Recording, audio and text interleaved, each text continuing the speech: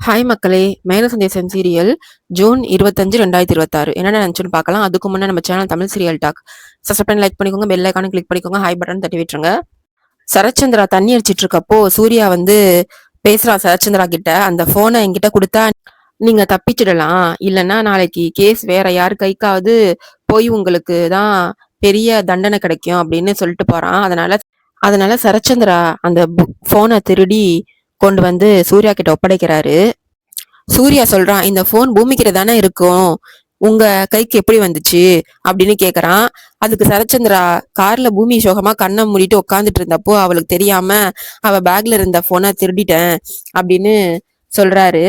பூமி என் மேல ரொம்ப நம்பிக்கை வச்சிருக்கா, அதை நான் உடைச்சி போனை திருட்டு வந்து உங்கள்கிட்ட கொடுத்துருக்கேன் அப்படின்னு உணர்ச்சி வசமா பேசிட்டு இருக்காரு. ஆனா சூர்யா, பூமி உங்ககிட்ட இருந்து தூரமா போயிடக்கூடாதுங்கிற அன்புனால தானே நீங்க இது மாதிரி பண்ணீங்க, அதனால எந்த தப்பும் இல்ல, அதனால நீங்க தப்பா ஃபீல் பண்ண தேவையில்லைன்னு சரச்சந்திராக்கு ஐஸ் வச்சு பேசிட்டு அங்கிருந்து போறான்.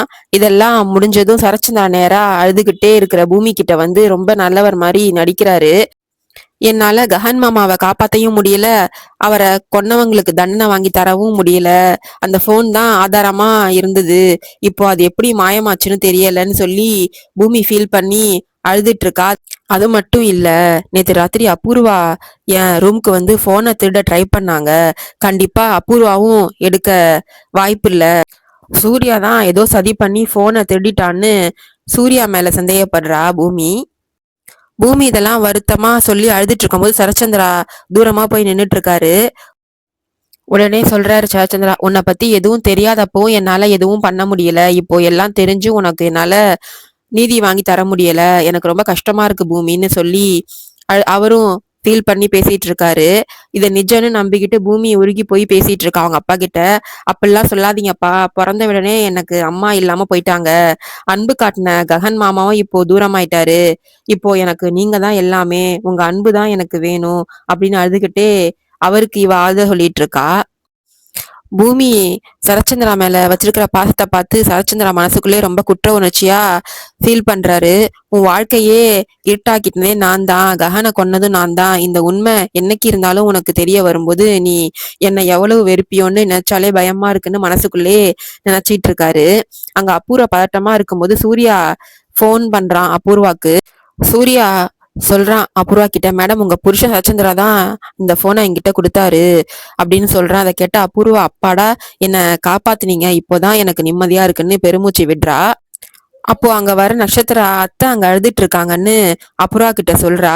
அபூர்வாவும் நட்சத்திராவும் மீரா கிட்ட போய் என்னாச்சுன்னு கேக்குறாங்க. மீரா சொல்றா, சாரதாவை விட்டுட்டு கேபி வரமாட்டேன்னு சொல்லிட்டாருன்ற விஷயத்தெல்லாம் சொல்றா. உடனே நடந்தத அப்படியே அவ சொல்லும் போது அதை கேட்ட அபூர்வா, இதான் சரியான டைம் அப்படின்னு சொல்லி ஒரு பிளானை போடுறா. அடுத்தது கேபியும் சாரதாவும் ஒரு ரிசார்ட்டுக்கு வராங்க. அங்க அவங்க ஆன்லைன்ல புக் பண்ண ரூம்காக வெயிட் பண்றாங்க. அப்போ பூமி கேபிக்கு ஃபோன் பண்ணி, மாமா ரிசார்ட் போய் சேர்ந்துட்டீங்களான்னு கேக்குறா. கேபி வந்துட்டோம், ரூம் நம்பர் இன்னும் தரல, 208 தருவாங்கன்னு நினைக்கிறேன் அப்படின்னு சொல்றாரு. பூமி, நான் இங்க வேலை முடிஞ்சதும் அங்க வந்து அத்தைய பாக்குறேன்னு சொல்லிட்டு போனை வைக்கிறா. கேபி சாரதா கிட்ட, டாக்டர் சொன்னதுனாலதான் இங்க கூட்டிட்டு வந்தேன், கொஞ்ச நாள் இடம் மாறினா சரியாயிடும் அப்படின்னு சொல்றாரு.